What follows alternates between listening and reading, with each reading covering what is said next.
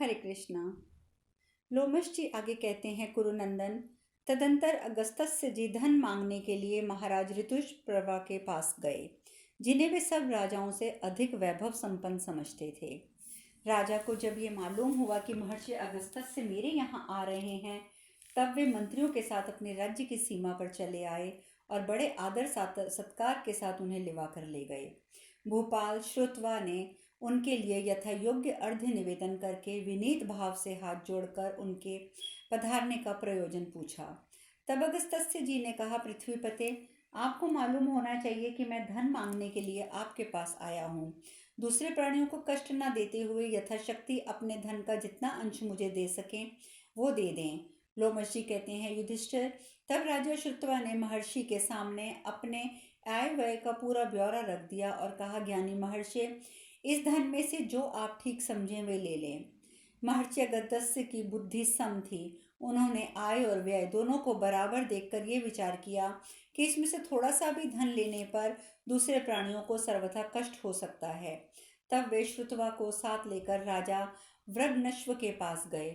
उन्होंने भी अपने राज्य की सीमा पर आकर दोनों सम्मानीय अतिथियों की अगवानी की और विधि पूर्वक उन्हें अपनाया।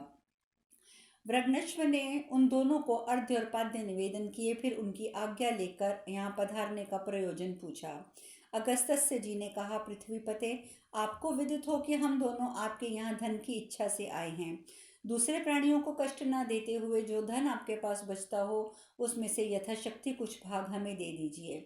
लोमश जी कहते हैं, युधिष्ठिर, तब राजा वृगनश्व ने भी उन दोनों के सामने आय और व्यय का पूरा विवरण रख दिया और कहा, आप दोनों को इसमें से जो धन अधिक जान पड़ता हो वह आप ले लें। तब समान बुद्धि वाले ब्रह्मर्षि अगस्त्य ने उस विवरण में आय व्यय बराबर देखकर ये निश्चय किया कि यदि इसमें थोड़ा सा भी धन लिया गया तो दूसरे प्राणियों को कष्ट होगा ही।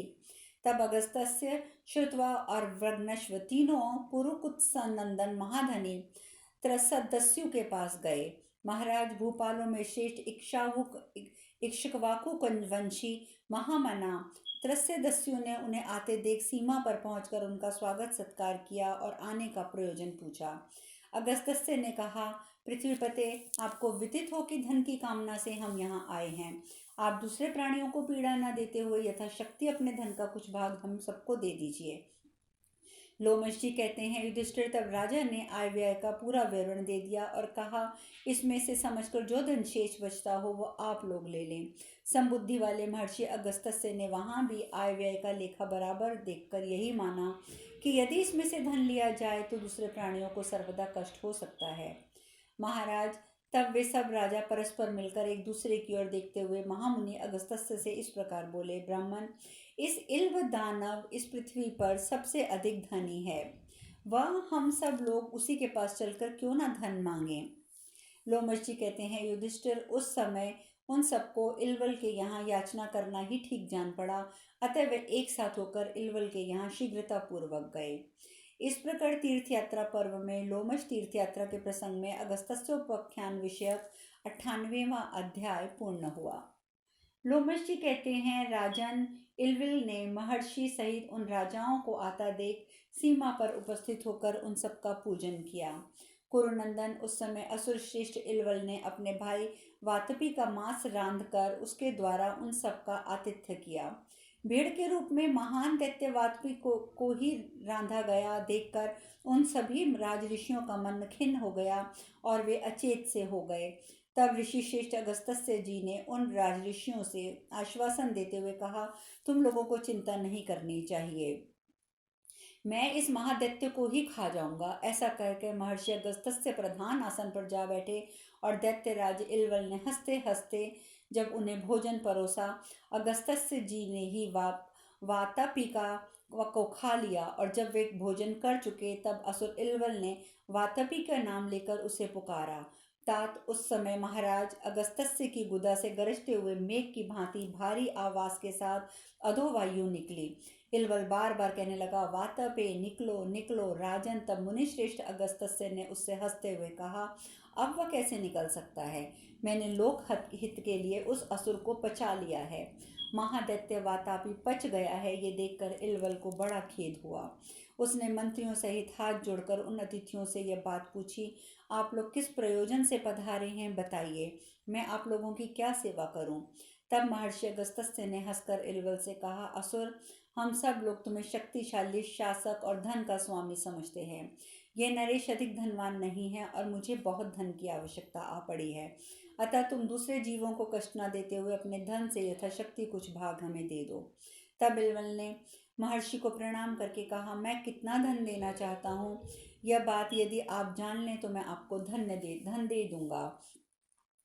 अगस्त्य जी ने कहा, महान असुर, तुम इसमें से एक एक राजा को 10-10 हजार गांवें तथा इतनी ही 10-10 हजार स्वर्ण मुद्राएं देना चाहते हो। इन राजाओं की अपेक्षा दूनी गांवें और स्वर्ण मुद्राएं तुमने मेरे लिए देने का विचार किया है। महादैत्य, इसके सिवा एक स्वर्णमय रथ जिसमें मन के समान तीव्रगामी 2 घोड़े जुते हों, तुम मुझे और देना चाहते हो। लोमर्ची कहते हैं, राजन, इस पर इल्वल ने अगस्त्य मुनि से कहा, आपने जो कुछ कहा है वह पूर्ण रूपेण सत्य है, किंतु आपने जो मुझे रथ की बात कही है, उस रथ को हम लोग सुवर्णमय नहीं समझते हैं। अगस्त्य जी ने कहा, महादैत्य, मेरे मुंह से पहले कभी कोई बात झूठी नहीं निकली है, अतः शीघ्र पता लगाओ कि यह रथ निश्चय ही सोने का है। लोमर्ची कहते हैं, कुंती नंदन युधिष्ठिर, पता लगाने पर वह रथ सोने का ही निकला। तब मन में भाई की मृत्यु से व्यथित हुए उस दैत्य ने महर्षि को बहुत अधिक धन दिया। उस रथ में विराव और सुराव नामक 2 घोड़े जुते हुए थे। वे धन सहित राजाओं और अगस्त्य मुनि को शीघ्र ही मानो पलक मारते ही अगस्त्य आश्रम की ओर ले भागे। इस समय इलवल असुर ने अगस्त्य मुनि के पीछे जाकर उनको मारने की इच्छा की, परंतु महातेजस्वी अगस्त्य मुनि ने उस महान दैत्य इलवल को हुंकार भर से भस्म कर दिया। तदंतर उन वायु के समान वेग वाले घोड़ों से उन सबको मुनि के आश्रम पर पहुंचा दिया। भरत नंदन, फिर अगस्त्य जी की आज्ञा लेकर वे राज ऋषिगण अपनी अपनी राजधानी को चले गए और महर्षि ने लोपामुद्रा की सभी इच्छाएं पूर्ण करी। लोपामुद्रा बोली, मेरी जो जो अभिलाषा थी वह सब आपने पूर्ण कर दी है, अब मुझसे एक अत्यंत शक्तिशाली पुत्र उत्पन्न कीजिए। अगस्त्य जी ने कहा, महाशोभामयी कल्याणी, तुम्हारे सद्व्यवहार से मैं बहुत संतुष्ट हूँ। पुत्र के संबंध में तुम्हारे सामने एक विचार उपस्थित करता हूँ, सुनो। क्या तुम्हारे गर्भ से 1000 या 100 पुत्र उत्पन्न हो जो 10 के ही समान हो, अथवा 10 ही पुत्र उत्पन्न हो जो 100 पुत्रों की समानता करने वाले हों, अथवा एक ही पुत्र हो जो हजारों को जीतने वाला हो। लोपामुद्रा बोली, तपोधन, मुझे सहस्त्रों की समानता करने वाला एक ही श्रेष्ठ पुत्र प्राप्त हो, क्योंकि बहुत से दुष्ट पुत्रों की अपेक्षा एक ही विद्वान एवं श्रेष्ठ उत्तम माना जाता है। लोमर्ची ने कहा, राजन, तब तथास्तु कहकर श्रद्धालु महात्मा अगस्त्य ने समानशील स्वभाव वाली पत्नी लोपामुद्रा के साथ यथा समय समागम किया। गर्भधान करके अगस्त्य जी फिर वन में चले गए। उनके वन में चले जाने पर गर्भ 7 वर्षों तक माता के पेट में पलता रहा और बढ़ता रहा। भरत 7 वर्ष बीतने पर अपने तेज और प्रभाव से प्रज्वलित होता हुआ वह उदर से बाहर निकला। वही महाविद्वान दृढ़स्यु के नाम से विख्यात हुआ। महर्षि का वह महातपस्वी और तेजस्वी पुत्र जन्म काल से ही अंग और उपनिषदों सहित संपूर्ण वेदों का स्वाध्याय सा जान पड़ता था। दृढ़स्यु ब्राह्मणों में महान माने गए हैं। पिता के घर में रहते हुए तेजस्वी दृढ़स्यु बाल्यकाल में ही इदम समिदा का भार वहन करने लगे, अतः इदम वाह नाम से विख्यात हुए। अपने पुत्र को स्वाध्याय और संविधान नयन के कार्य में संलग्न देख महर्षि अगस्त्य को बहुत प्रसन्नता हुई। भरत, उस समय अगस्त्य जी ने उत्तम संतान की उत्पत्ति की थी। राजन, तदंतर उनके पितरों ने मनोवांछित लोक प्राप्त कर लिए। इसके बाद वह स्थान इस पृथ्वी पर अगस्त्य आश्रम के नाम से विख्यात हो गया। वातपी प्रहलाद के गोत्र में उत्पन्न हुआ था, जिसे अगस्त्य जी ने इस प्रकार शांत कर दिया था। राजन, यह उन्हीं का रमणीय गुणों से युक्त आश्रम है। इसके समीप यही वेद देव गंधर्व सेवित पुण्य सलिला भगीरथी है। जो आकाश में वायु की प्रेरणा से फहराने वाली श्वेत पताका के समान सुशोभित हो रही है। यह क्रमशः नीचे नीचे नीचे के शिखरों पर गिरती हुई सदा तीव्र गति से बहती है। शिलाखंडों के बीच नीचे इस प्रकार समाई जाती है मानो भयभीत होकर सर्पणी बिल में घुसी जा रही हो। पहले भगवान शंकर की जटा से गिरकर प्रवाहित होने वाली समुद्र की प्रियतमा महारानी गंगा संपूर्ण दक्षिण दिशा को इस प्रकार आप्लवालित कर रही है मानो माता अपने संतान को नहला रही हो। इस परम पवित्र नदी में तुम इच्छानुसार स्नान करो। महाराज युधिष्ठिर, उधर ध्यान दो। ये महर्षि गणेश सेवित भृगु तीर्थ है, जो तीनों लोकों में बहुत ही प्रसिद्ध है। जहाँ परशुराम जी ने स्नान किया उसी क्षण अपने खोए हुए तेज को पुनः प्राप्त कर लिया। पांडुनंदन, तुम अपने भाइयों और द्रौपदी के साथ इसमें स्नान करके दुर्योधन द्वारा छीने हुए अपने तेज को पुनः प्राप्त कर सकते हो। जैसे दशरथ नंदन श्री राम से वैर करने पर उनके द्वारा अपहृत हुए तेज को परशुराम ने यहाँ स्नान के प्रभाव से पुनः पा लिया था। वैशंपायन जी आगे कहते हैं, राजन, तब राजा युधिष्ठिर ने अपने भाइयों और द्रौपदी के साथ उस तीर्थ में स्नान करके देवताओं और पितरों को तर्पण दिया। नरश्रेष्ठ, उस तीर्थ में स्नान कर लेने पर राजा युधिष्ठिर का रूप अत्यंत तेजोयुक्त होकर प्रकाशमान हो गया। अब वे शत्रुओं के लिए परम दुर्घष हो गए। राजेंद्र, उस समय पांडुनंदन युधिष्ठिर महाराज ने महर्षि लोमश से पूछा, भगवान, परशुराम जी के तेज का अपहरण किस लिए किया गया था? प्रभु, वह उन्हें किस प्रकार प्राप्त कर सके, यह मैं जानना चाहता हूँ। आप कृपया करके इस प्रसंग का वर्णन करें। लोमश जी ने कहा, राजेंद्र, तुम दशरथ नंदन श्री राम तथा परम बुद्धिमान भृगुनंदन परशुराम जी का चरित्र सुनो। पूर्व काल में राजा दशरथ के यहाँ साक्षात भगवान विष्णु अपने ही सच्चिदानंदमय विग्रह से श्री राम के रूप में अवतीर्ण हुए। उनके अवतार का उद्देश्य था पापी रावण का विनाश। अयोध्या में प्रकट हुए दशरथ नंदन श्री राम का हम लोग प्राय दर्शन करते रहते थे।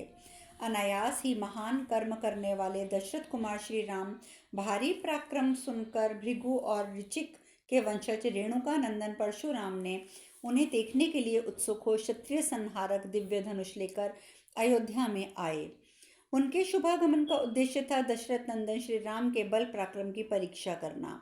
महाराज दशरथ ने जब सुना कि परशुराम जी हमारे राज्य की सीमा पर आ गए हैं, तब उन्होंने मुनि की अफगानी के लिए अपने पुत्र श्री राम को भेजा। कुंती नंदन श्री रामचंद्र जी ने धनुष बाण हाथ में लिए आकर खड़े हैं, ये देखकर परशुराम जी ने हंसते हुए कहा, राजेंद्र, प्रभो, भूपाल, यदि तुम में शक्ति हो तो यत्नपूर्वक इस धनुष पर प्रत्यंचा चढ़ाओ। यह वह धनुष है जिसके द्वारा मैं क्षत्रियों का संहार करता हूँ। ऐसा कहने पर श्री रामचंद्र जी ने कहा, भगवान, आपको इस तरह आक्षेप नहीं करना चाहिए। मैं भी समस्त द्विज जातियों में क्षत्रिय धर्म का पालन करने में अधम नहीं हूँ। विशेषतः इक्ष्वाकु वंशी क्षत्रिय अपने बाहुबल की प्रशंसा नहीं करते। श्री रामचंद्र जी के ऐसा कहने पर परशुराम जी बोले, रघुनंदन, बातें बनाने की आवश्यकता नहीं है। ये धनुष लो और इस पर प्रत्यंचा चढ़ाओ। तब दशरथ नंदन श्री राम जी ने रोष पूर्वक परशुराम जी का वह वीर क्षत्रियों का संहारक दिव्य धनुष अपने हाथ में ले लिया। भरत, उन्होंने लीला पूर्वक प्रत्यंचा चढ़ा दी। तत्पश्चात पराक्रमी श्री राम जी ने मुस्कुराते हुए धनुष की टंकार फैलाई। बिजली की घड़घड़ाहट के साथ उस टंकार की ध्वनि को सुनकर सब प्राणी घबरा उठे। उस समय दशरथ नंदन श्री राम ने परशुराम जी से कहा, ब्राह्मण, ये धनुष तो मैंने चढ़ा दिया और अब आपका कौन सा कार्य करूं? तब जन्माग्नि परशुराम महात्मा श्री रामचंद्र जी को उन्होंने एक दिव्य बाण दे दिया और कहा, इसे धनुष पर रखकर अपने कान तक खींचिए। लोमश जी आगे कहते हैं, राजन, इतना सुनते ही श्री रामचंद्र जी मानो क्रोध से प्रज्वलित हो उठे और बोले, भृगुनंदन, तुम बहुत घमंडी हो। मैं तुम्हारी कठोर बातें सुनता हूँ, फिर क्षमा कर लेता हूँ। तुमने अपने पितामह ऋषिचिक के प्रभाव से क्षत्रियों को जीतकर विशेष तेज प्राप्त किया है, निश्चय ही इसलिए मुझ पर आक्षेप करते हो। लो, मैं तुम्हें दिव्य दृष्टि देता हूँ, उसके द्वारा मेरे यथार्थ स्वरूप का दर्शन करो। तब भृगुवंशी परशुराम जी ने श्री रामचंद्र जी के शरीर में 12 आदित्य, 8 वसु, 11 रुद्र, साध्य देवता, 49 मूर्तगण, पितृगण, अग्निदेव, नक्षत्र, ग्रह, गंधर्व, राक्षस, यक्ष, नदियां, तीर्थ, सनातन, ब्रह्मभूत, बालखिल ऋषि, देवर्षि, संपूर्ण समुद्र, पूर्व पर्वत, उपनिषदों सहित वेद, षष्टवटकार यज्ञ, साम, धनुर्धर, इन सभी को चेतन रूप धारण किए हुए प्रत्यक्ष देखा। भरत नंदन युधिष्ठिर मेघों के समूह, वर्षा और विद्युत को भी उनके भीतर प्रवेश होता देखा। तदंतर भगवान विष्णु स्वरूप श्री रामचंद्र जी ने उस बाण को छोड़ा। भारत उस समय पृथ्वी बिना बादल की बिजली और बड़ी बड़ी उल्काओं से व्याप्त हो उठी। बड़े जोर की आंधी उठी और सब और धूल की वर्षा होने लगी। फिर मेघों की घटा घिर आई। तब भूतल पर मूसलाधार वर्षा होने लगी। बार बार भूकंप होने लगे। मेघ गर्जना तथा अन्य भयंकर उत्पात सूचक शब्द गूंजने लगे। श्री रामचंद्र जी की भुजाओं से प्रेरित हुआ वह प्रज्वलित बाण परशुराम को व्याकुल करके केवल उनके तेज को छीनकर पुनः लौट आया। परशुराम जी एक बार मूर्छित होकर जब पुनः होश में आए तब मरकर जी उठे मनुष्य की भांति उन्होंने विष्णु तेज धारण करने वाले भगवान श्री राम को नमस्कार किया। तत्पश्चात भगवान विष्णु श्री राम की आज्ञा से वे पुनः महेंद्र पर्वत पर चले गए। वहां भयभीत और लज्जित हो महान तपस्या में वे संलग्न हो गए। तदंतर 1 वर्ष व्यतीत होने पर तेजोहीन और अभिमान शून्य होकर रहने वाले परशुराम को दुखी देखकर उनके पितरों ने कहा। पितृ बोले, तुमने भगवान विष्णु के पास जाकर जो बर्ताव किया है वह ठीक नहीं था। वे तीनों लोकों में सर्वदा पूजनीय और माननीय हैं। बेटा, अब तुम वधूसर नामक पुण्यमयी नदी के तट पर जाओ। वहां तीर्थों में स्नान करके पूर्ववत अपना तेजोमय शरीर पुनः प्राप्त कर लोगे। राजन, वह दिव्यमान दीपक था। देवयुग में तुम्हारे पितामह भृगु ने उत्तम तपस्या की थी। कुंती नंदन युधिष्ठिर, पितरों के ऐसा कहने पर परशुराम जी ने वैसा ही किया। पांडुनंदन, उस तीर्थ में नहाकर पुनः उन्होंने अपना तेज प्राप्त कर लिया। तात महाराज युधिष्ठिर, इस प्रकार पूर्व काल में अनायास ही महान कर्म करने वाले परशुराम विष्णु स्वरूप श्री रामचंद्र जी से भिड़कर इस दशा को प्राप्त हुए थे। इस प्रकार वन पर्व के अंतर्गत तीर्थ यात्रा पर्व में लोमश तीर्थ यात्रा के प्रसंग में परशुराम के तेज की हानि विषयक 99 अध्याय पूर्ण हुआ। शेष कथा कल। हरे कृष्णा।